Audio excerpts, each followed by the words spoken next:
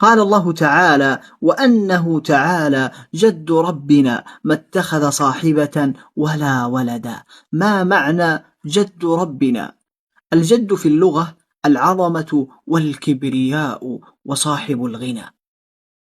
فمعنى هذه الآية: تعالى الله سبحانه صاحب العظمة والجلال والكبرياء أن يتخذ صاحبة أو ولدا. وقال النبي صلى الله عليه وسلم: اللهم لا مانع لما أعطيت ولا معطي لما منعت ولا ينفع ذا الجد منك الجد. أي لا ينفع صاحب الغنى، لا ينفعه غناه أمام عظمتك وغناك. وقال أنس رضي الله عنه: كان الرجل إذا حفظ البقرة وآل عمران جد في عيوننا، أي عظم في عيوننا.